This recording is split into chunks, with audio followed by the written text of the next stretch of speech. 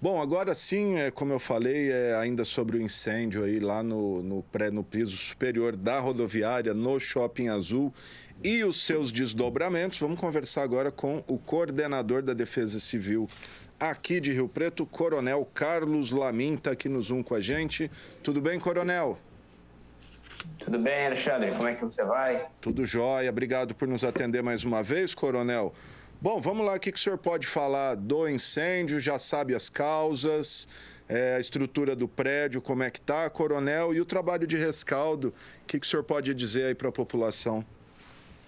Bom, vamos lá. Vamos fazer uma narrativa aí descrevendo o tempo, né? Então, essa ocorrência, ela se iniciou ainda no sábado, por volta das 23h15, quando foi acionada a guarnição de bombeiros.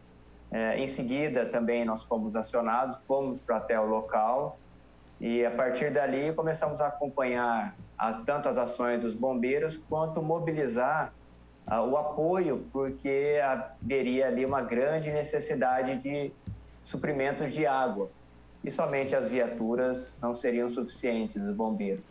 Então, começamos a mobilizar ali o SEMAI, Secretaria de Serviços Gerais, e também, devido ao nosso comitê de gestor de prevenção e combate a incêndio a queimadas, nós temos os parceiros ali, a usina Cófico, que é nossa parceira, também foi acionada e gentilmente forneceu 3 caminhões de água, né, que ficaram aí durante a noite.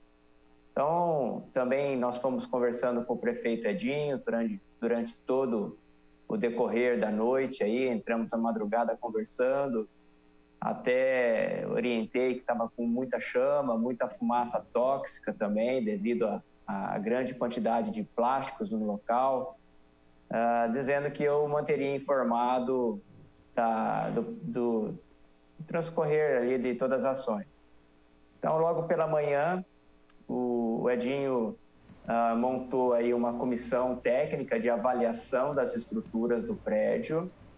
Por volta das 11 horas, nós entramos na área sinistrada com a segurança toda, com a liberação dos bombeiros e acompanhamento também do comandante do local dos bombeiros, e também engenheiros civis de uma empresa privada que está apoiando. E após uma análise preliminar, nós vimos que os pilares que sustentam ali a cobertura, alguns deles estão deformados devido à ação do incêndio. E uns não suportaram e ruíram, onde a laje, né, o primeiro módulo da laje do teto, ela cedeu. Houve ali um colapso estrutural. Felizmente, né, os bombeiros não estavam ali combatendo, o que poderia causar um acidente grave aí. Então, assim que saímos do prédio, decidimos por interditar todo o terminal para que obras de engenharia comecem a ser trabalhadas, projetos, como serão recuperados esses pilares, para que depois a prefeitura possa desencadear todo o processo aí de compra para execução e recuperação do prédio. Há a possibilidade de, segundo essa análise preliminar, de recuperar esses pilares para que voltem às atividades normais ali do local. E refazer essa parte também que houve o colapso, né? Que a estrutura cedeu, vai ter que ser feita uma nova. Dá para recuperar ali, Coronel? Não é necessário uma demolição de parte ou do terminal inteiro ali, pelo menos da parte atingida? O que está sendo considerado até agora, Alexandre, é a demolição da caixa d'água, porque houve uma inclinação nessa caixa d'água e talvez seja melhor a gente demolir essa caixa d'água, que tem um pilar bem embaixo dela, né? Entre a primeira e a segunda laje, que sustenta praticamente essa caixa d'água. E esse pilar está bastante deformado. Então, talvez, e com isso, né, com essa deformação, a caixa d'água inclinou um pouco. Então, os técnicos estão avaliando que seja mais razoável demolir essa caixa d'água do que recuperá-la. E aí se faria uma outra caixa d'água dentro do perímetro ali do terminal, para que possa abastecer o consumo e também os sistemas de combate a incêndio. Mas o prédio em si ali, como um todo, a parte atingida, não houve abalo de estrutura? Não, sim, houve, tanto é que foi necessária a interdição. Houve um abalo, sim. Sim. Por isso que se fez necessária a interdição para garantir a segurança, né, das pessoas, dos usuários ali, e somente entram os técnicos, né, e pessoal que vai daqui para frente vai fazer a remoção dos entulhos para que uma análise mais aprofundada possa ser feita. Perfeito. A causa do incêndio, coronel, alguma suspeita, alguma pista, algum indício já da onde pode ter surgido esse fogo, um curto-circuito ou até uma ação criminosa, não sei, algum indicativo até o momento? Eu descartaria a ação criminosa porque havia guardas no local. Houve uma tentativa de combate ao princípio das chamas pelos guardas, né? Tem um guarda tanto no piso do Shopping Azul quanto no piso térreo, no piso de entrada. Então, eu descartaria essa causa aí criminosa, com poucas chances, né? Com poucas chances de ser devido à presença de guardas no local. Ok. Qual é a suspeita, então? Um curto-circuito, talvez? Algum... Pela experiência e estatística, 80% dos incêndios em prédios, edificações, tem como causa primária problemas nas instalações elétricas. Uhum. Agora, hoje, a perícia, ela que é responsável por emitir o laudo e tentar chegar a uma conclusão, ela encerrou o seu trabalho, liberando o sítio para que entre profissionais, né, para fazer essa limpeza, remoção, e ela deve retornar depois que essa laje que cedeu for removida, para ela continue complementando o seu laudo, porque ela não teve acesso, né? Bem como não teve acesso também os bombeiros para combater o incêndio.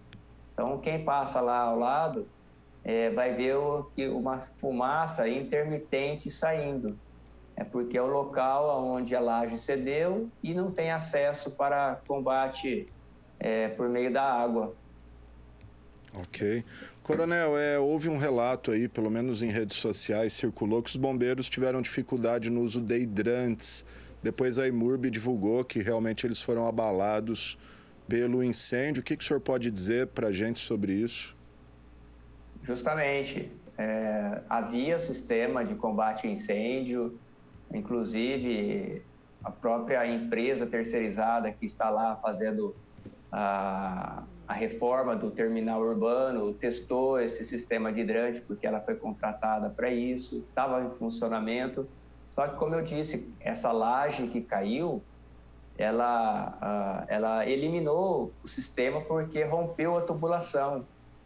Mas, de qualquer forma, o bombeiro ele não utiliza esse sistema. Esse sistema é para a brigada de incêndio utilizar. A brigada de incêndio do local, da atividade. O bombeiro chega com todo o seu suporte, o seu recurso para o uso da água dos caminhões. O que a nossa preocupação e a preocupação dos bombeiros é o suprimento de água. Então, isso a gente já tem notado, e não só nesse, mas como todos os demais incêndios, a rápida mobilização para suporte, suprimento, reposição de água nos caminhões de bombeiro. Então, como o SEMAI, como eu disse, o SEMAI, o PIPA da própria Secretaria de Serviços Gerais e outros parceiros aí da iniciativa privada, eles é que fazem, né, esse processo de abastecimento dos caminhões e vão e utilizam dos hidrantes públicos ou mesmo ali da represa, né, que é um manancial, para succionar a água para dentro dos seus caminhões e voltam para o local para abastecer os caminhões do bombeiro, que tem aquela bomba, né, uma bomba de recalque, que nós chamamos, que vai impulsionar a água para que ela seja ejetada até os focos de incêndio. Legal, Coronel. Estou conversando com o Coronel Carlos Lamin, coordenador da Defesa Civil de Rio Preto. Coronel, o senhor, com a sua experiência, considera que pode ter havido alguma falha no combate inicial a esse incêndio pela brigada ou pelo vigilante que estava ali? A gente sabe que não, um incêndio começa em grandes proporções. Houve, talvez, ali uma falha nesse primeiro combate? De forma alguma. Eu creio que até os guardas, eles foram até muito corajosos por tentar ter uma iniciativa de combater... Muito inflamável ali, né? Justamente, esse é o ponto. A velocidade de propagação é muito grande. Então, na questão de segurança pessoal deles, eles tentaram, né, utilizar os extintores, que são os equipamentos portáteis mais rápidos de se utilizar. Não foi suficiente, a propagação ela ocorre muito rápida e violenta, né? É muito plástico, madeirite, tudo tecido. Então, eles, na consciência, acharam por bem, mas se segurar as suas vidas, né? Que eu acho que foi acertada a decisão deles após a tentativa frustrada, e acionaram os bombeiros, né? Fizeram o correto. Então, a gente observa que os procedimentos, tanto da empresa, né, local, quanto depois desencadeando os demais órgãos aí, não houve nenhuma falha. Realmente é um incêndio difícil, devido à grande carga de incêndio do local, o difícil acesso também do local, o horário, né, madrugada também é outra circunstância aí agravante. Apesar de tudo isso, não tivemos vítimas, né? As vítimas, Sim, infelizmente, são vítimas de patrimônio, mas tudo que se pode recuperar. sem dúvida. Coronel, para a gente concluir, conversei há pouco aí com o promotor Sérgio Clementino, ele inclusive disse que já tinha um inquérito cobrando o laudo de vistoria do Corpo de Bombeiros que não tinha ali no terminal da rodoviária. O senhor tem conhecimento disso? Claro, não é atribuição do senhor isso, mas o senhor aí, enquanto coordenador da Defesa Civil, isso influencia, não influencia? Queria a opinião do senhor. Não, eu tenho conhecimento, sempre houve o atestado de vistoria do Corpo de Bombeiros ali, né, o chamado AVCB. Justamente agora, por pedido, uma orientação, uma exigência dos bombeiros, esse sistema de hidrante estava sendo ampliado ali para o terminal interurbano.